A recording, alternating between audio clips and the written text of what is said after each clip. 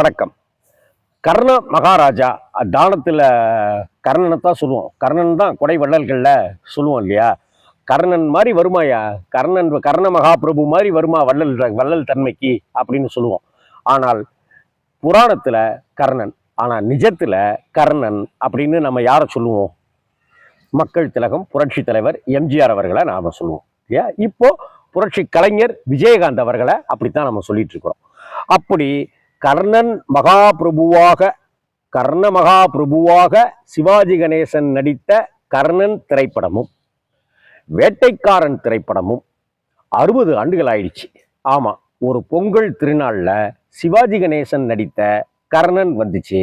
அதே போல எம்ஜிஆர் நடித்த வேட்டைக்காரன் வந்தது. இப்படி 2 படமும் மோதிக்கிச்சு.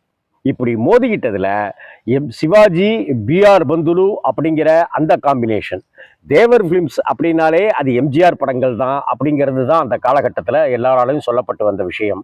அப்படி எம்ஜிஆர் படமாக தேவர் பிலிம்ஸ் தயாரிப்பில் வந்த வேட்டைக்காரன் ஒரு பக்கம், அந்த பக்கம் கேவி மகாதேவன், இந்த பக்கம் விஸ்வநாதன் ராமமூர்த்தியினுடைய இசை.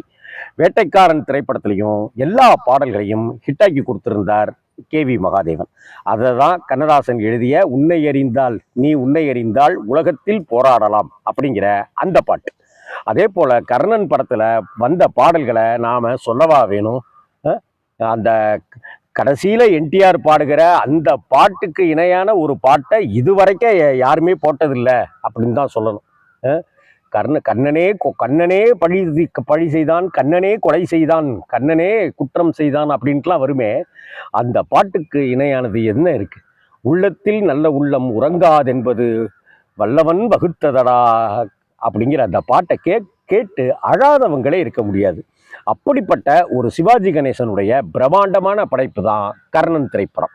இந்த கர்ணன் திரைப்படத்துல என்னென்னலாம் இருக்குங்கிறத நம்ம பார்த்தீங்கன்னாக்க தெரியும். சிவாஜி கணேசனுடைய நடிப்பு அவ்வளவு பிரமாதமா இருக்கும். தேவிகாவுடைய நடிப்பு, எல்லா படத்துல இருக்கிற எல்லா கதாபாத்திரமும் அவ்வளவு மிகச்சிறந்த நடிப்பை வழங்கியிருப்பாங்க. என்டி ராமாராவ் அந்த கிருஷ்ணரா நடிச்சிருக்கிறாரா, அல்லது பிஆர் பந்துலுவுக்கு சிவாஜி படமாச்சே நான் கொஞ்சம் நடிச்சுட்டு போறேன் அப்படின்னு அந்த பகவான் கிருஷ்ணரே வந்து நடிச்சிருக்காரா அப்படின்னே தெரியாத அளவுக்கு அப்படியே சாட்சாத் கிருஷ்ண பரமாத்மாவே அவர் காட்சி தந்து நடிச்சிருப்பார். அப்படிப்பட்ட ஒரு நடிப்பு தான் அது. அதனாலதான் ஆந்திராவில் அவரை தேவுடு அப்படின்றாங்க, கடவுளே அப்படின்னு சொல்றாங்க. கிருஷ்ணா அவதாரமாகவும் ராமா அவதாரமாகவும் என்டிஆர் அவர்களை அங்கே போற்றி கொண்டாடினாங்க. ஆந்திராவில் என்டிஆர் எப்படியோ இங்கே நம்ம ஊருக்கு எம்ஜிஆர் அப்படித்தான். எம்ஜிஆரை ஒரு தேவ தூதனாக பார்த்தார்கள், அங்க என்டிஆர் அவர்களை தேவனாகவே கடவுளாகவே பார்த்தார்கள் அப்படிங்கிறது தான் வரலாறு. இங்க எம்ஜிஆர் மனித கடவுள், மனித பிறப்படுத்த கடவுள் அப்படின்னு தான் இங்க கொண்டாடிட்டு இருக்கோம் நம்ம இன்னி வரைக்கும். அப்படிப்பட்ட வேட்டைக்காரன் திரைப்படம்ங்கிறது நம்பியார் உள்பட பல நடிகர்கள் நடித்து வழக்கம் போல காடு வேட்டை அப்படிங்கிற செட்டப்புகளோட ரொம்ப குறுகிய நாட்கள்ல எடுக்கப்பட்ட படம் தான் வேட்டைக்காரன். தேவர் பிலிம்ஸ்ல எப்போதுமே சாண்டோ எம்எம்ஏ சின்னப்பா தேவர் அப்படி ஒரு ஒழுக்கமே நிறைந்தவர், எந்த ஒரு கெட்ட பழக்கமும் இல்லாமல் முருக பக்தியில திளைத்தவர். இன்னைக்கு மருதமலை அப்படிங்கிற கோயம்புத்தூர்ல இருக்கிற கோவில் இன்னைக்கு பிரசித்தி பெற்றிருக்கு. இன்னைக்கு கொஞ்சம் செழிப்பா அந்த கோவில் இருக்குனாக்க இதுக்கு ஆரம்பம் எல்லாமே சாண்டோ எம்எம்ஏ சின்னப்பா தேவர் தான். முருகன் மேல கொண்ட பக்தியினால அந்த மருதமலைக்கு அவ்வளவு செய்திருக்கிறார். அப்படி மருதமலை முருகனையே கொண்டாடி கொண்டிருந்த அந்த தேவர் ஐயா எப்போதும் உடம்பு முழுக்க சந்தனம் பூசிக்கிட்டு மேலே ஒரு துண்டு மட்டும் போத்திக்கிட்டு கையில் ஒரு கேஷ்பேக்கை வச்சுக்கிட்டு தான் படப்பிடிப்பு தளத்துக்கு அங்கே இங்கேன்னு எல்லா இடத்துக்கும் அப்படித்தான் வருவதை வழக்கமாக வைத்திருந்தார் அவர். அந்த முருக பக்தி கொண்ட சாண்டோ எம்எம்ஏ சின்னப்பா தேவருக்கு ஒரு பழக்கம் உண்டு. படம் பூஜை போடுகிற தேதியில படத்தை பற்றி அறிவிக்கிற அந்த தேதியில படம் என்னைக்கு ரிலீஸுங்கிறதையும் அறிவிச்சிடுவார். ஒரு படம் இன்று பூஜையுடன் ஆரம்பம் அப்படின்னு படம் ரிலீஸ் போடுறோம் இல்லையா, அதுக்கப்புறம் படம் 2.25 வருஷமோ 3.25 வருஷமோ கழிச்சு வரும். திடீர்னு தயாரிப்பாளருக்கும் டைரக்டருக்கும் முட்டிக்கும், திடீர்னு நடிகை வேணான்றுவாங்க, கோச்சிக்குவாங்க, திடீர்னு டைரக்டருக்கும் நடிகருக்கும் ஈகோ வந்துடும். அப்படிங்கிறதுனாலலாம் பல படம் தொங்கி தொங்கி தொங்கி தொங்கி வந்த படங்களும் இருக்கு, வரவே வராமல் அப்படியே இருக்கிற படங்களும் இருக்கு இல்லையா. இப்போ மறைந்த டைரக்டர் நடிகர் மனோபாலா சார் அவர்கள் எடுத்த அந்த நரகாசுரன் அப்படிங்கிற படம் என்ன ஆச்சுன்னே இன்னமும் தெரில. அது அவருடைய ஆத்மா இன்னமும் எதிர்பார்த்துட்டு இருக்கோம் அந்த படத்துக்கு. சரி, ஆனால் சாண்டோ எம்எம்ஏ சின்னப்பா தேவர் அவர்கள் பூஜை போடுற அன்னைக்கே இத்தனை தேதி படம் ரிலீஸ் அப்படின்னு குறிச்சிடுவார். அந்த தேதிக்குள்ளார படப்பிடிப்பு. செலவுகள் பெரிய அளவுக்கு இருக்காது. கரெக்டாக ஷெட்யூல் படி கரெக்டாக ஒர்க்கு நடந்துகிட்ருக்கும்.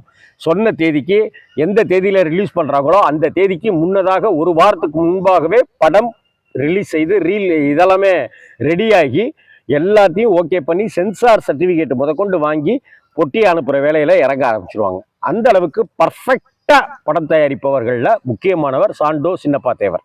அவர் வேட்டைக்காரன் படத்தை அப்படி பொங்கல் திருநாளில் வெளியிட்டு மிகப்பெரிய வசூல் சாதனை அடைந்தது. வேட்டைக்காரன் படம் எம்ஜிஆர் சாவித்திரி அப்படிங்கிற ஜோடி நடித்த படங்கள்ன்றது கொஞ்சம் குறைவு தான். எம்ஜிஆர் சரோஜாதேவி அளவுக்கு கூட, எம்ஜிஆர் பத்மினி அளவுக்கு கூட எம்ஜிஆர் சாவித்திரி ஜோடி சேர்ந்த படங்கள்ன்றது பார்த்தாக்க கொஞ்சம் குறைவு தான். இன்னும் சொல்ல போனாக்க எம்ஜிஆரை சாவித்திரி, நடிகையர் திலகம் சாவித்திரி அவர்கள் அண்ணா அண்ணான்னு தான் கூப்பிடுவாங்க. அந்த அளவுக்கு சாவித்திரிக்கு சிவாஜி எம்ஜிஆர் மேல அவ்வளவு ஒரு பிரியமும் ஒரு மரியாதையும் ஒரு அன்பும் உண்டு. அந்த அளவுக்கு இருக்கிற எம்ஜிஆரும் சாவித்திரியும் ஜோடி சேர்ந்து நடித்த இந்த திரைப்படம் ஒரு மகனையும் எம்ஜிஆர் ஒரு பையனோட நடிச்சிருக்கிறாரு, தனக்கு ஒரு பையன் இருக்கிற மாதிரி நடிச்சிருக்கிறாருன்னு சொல்றதும் இந்த படத்துல தான். மற்ற படங்கள்லாம் ஒரு சின்ன குழந்தையா தான் இருப்பாங்க எம்ஜிஆருக்கு.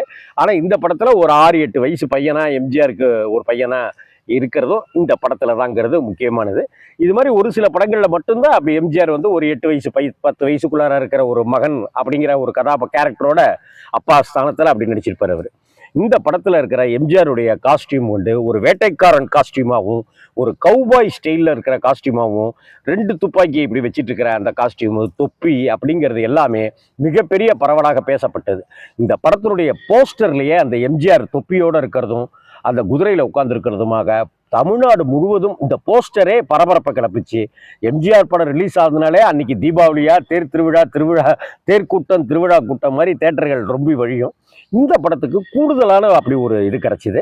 மிகப்பெரிய வசூல் சாதனையை செய்த படங்கள்ல 100 நாட்களுக்கு மேல ஓடிய படங்கள்ல தேவர் பிலிம்ஸினுடைய மக்கள் திலகம் எம்ஜிஆர் அவர்களுடைய வேட்டைக்காரன் வசூல் வேட்டையாடியவன் அப்படிங்கிறது தான் இங்க முக்கியமான விஷயமா இருக்கு.